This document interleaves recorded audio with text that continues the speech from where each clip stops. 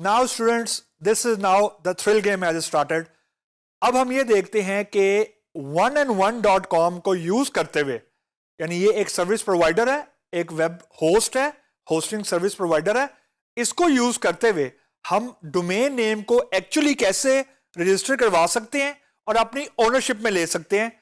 Before I proceed further, ये मैं सिर्फ डेमो पर्पसेस के लिए आपको प्रेजेंट कर रहा हूं। मतलब इसका कहने का ये है कि आप इसके अलावा कोई और सर्विस प्रोवाइडर भी आप चूज कर सकते हैं, ये आपकी मर्जी है।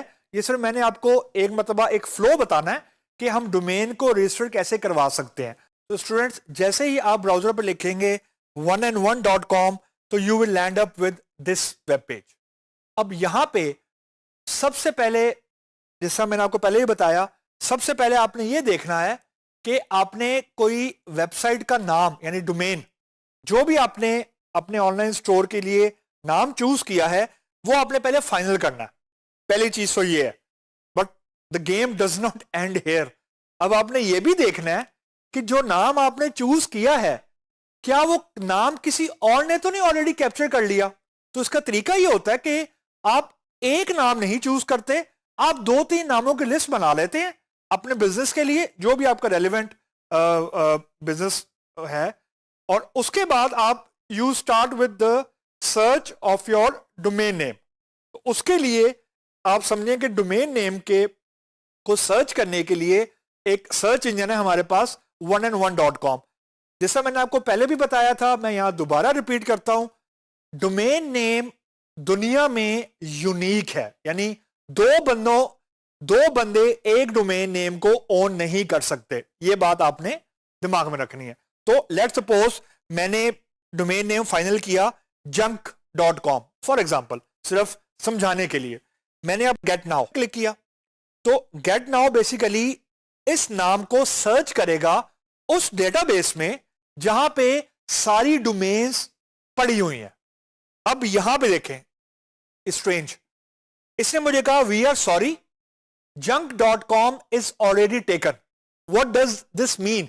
इससे मुराद ये है कि जो पहले मैं आपको बात कह रहा था ना, अनफॉर्चुनेटली वो सही साबित हुई है कि जो नाम मैंने फाइनल किया था वो नाम कोई और ऑलरेडी यूज कर चुका है और ऑलरेडी वो उसको यूज कर रहा है। यानी अनफॉर्चुनेटली मैं इस नाम को परचेज नहीं कर सकता, आसान लफ्जों में।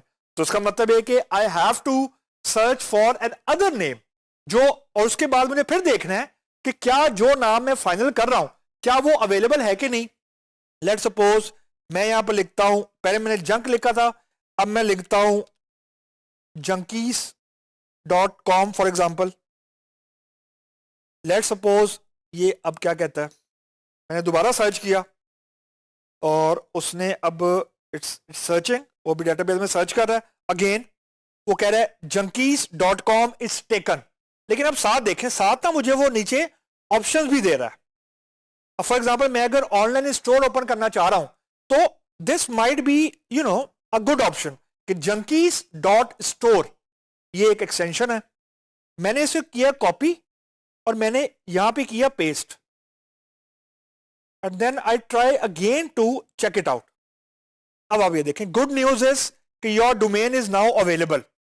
अब यहां पे जो चीज आपने दिमाग में रखनी है वो ये है कि ये डोमेन नेम अवेलेबल तो है, लेकिन इंटरनेट के ऊपर it happen a lot of time, और आप ये करके भी देखिएगा कि जिस डोमेन को आप सर्च कर रहे होते हैं ना, if you don't purchase it, यानी आप थोड़ा गैप दे दे अगर डोमेन को परचेज करने के लिए, तो आफ्टर सम टाइम वो डोमेन कोई और खरीद लेता है। मतलब बहुत सारे लोग या इंटरनेट के ऊपर सिर्फ आप ही नहीं है जो इस डोमेन को देख रहे हैं, there are lot of other guys also. So let's suppose मैंने ये फाइनल कर लिया कि मैंने junkies.store मैंने परचेज करना है। अब आगे उसका बिल आ रहा है कि एक साल के लिए जो इसकी कॉस्ट है वो 9.99 यूएस डॉलर है, जो भी एक्सचेंज रेट चल रहा है उस वक्त, तो अराउंड 1000 रुपए एक साल की कॉस्ट है। लेट्स सपोज इफ आई से कि हाँ जी आई वांट टू कंटिन्यू। अब यहां पे मेरे पास आ रहा है शॉपिंग कार्ट, और शॉपिंग कार्ट में देखेंगे junkies.store मेरे पास अवेलेबल हो रहा है। मैंने कंटिन्यू पे क्लिक किया, जब कंटिन्यू पे क्लिक किया तो उसके बाद वो ये कह रहे कि जी आपने वेबसाइट के साथ क्या वेबसाइट, डोमेन और ईमेल एड्रेस भी चाहिए। अब आप नोट करें वही बात कि एक तो डोमेन नेम है जो मैं परचेज कर रहा हूं, अब साथ उसने लिखा है वेबसाइट भी। इसका मतलब ये है कि क्या मैं oneandone.com से वेबसाइट यानी वेबसाइट की होस्टिंग यानी डेटा की होस्टिंग और डोमेन क्या मैं एक साथ परचेज करना, यानी दोनों चीजें एक ही सर्विस प्रोवाइडर से परचेज करना चाह रहा हूं या नहीं। यानी आसान तो यह कि मैं एक सर्विस प्रोवाइडर से बात करूं जिसको मैं डोमेन और वेबसाइट यानी डेटा के मैं पैसे दूं। तीसरी चीज ईमेल एड्रेसेस। फॉर एग्जांपल मेरी वेबसाइट थी junkies.store, तो जो फॉर एग्जांपल मेरे यूजर्स हैं, जो मेरे इंटरनल यूजर्स हैं, उनका मैं ईमेल एड्रेस भी तो बनाना चाहता हूं ना। जैसे फॉर एग्जांपल shiraz@gmail.com है, तो जो @gmail.com है ना, वो डोमेन है। अब अगर मैं ये पैकेज परचेज करता हूं तो @junkies.store जो भी मेरा एम्प्लॉय का नाम है या जो भी मेरे यूजर का नाम है, @junkies.store मैं ईमेल क्रिएट कर सकता हूं। ये इस पैकेज का पार्ट है। तो इफ आई ऑफ फॉर के कंटिन्यू टू कार्ट, यानी मैं कहता हूं शॉपिंग हम कंटिन्यू हम रखते हैं, तो अब ये मुझे पूरी की पूरी लिस्ट दिखा रहा है कि जी 0.99 फॉर 12 मंथ का बिल बनता है 11.88 USD, और मैंने सेव किए हैं जो भी कंपनी की पैकेज चल रहा है $84। इफ आई ब्राउज डाउन तो यहां पे कंटिन्यू का टैब है, मैंने यहां पे क्लिक किया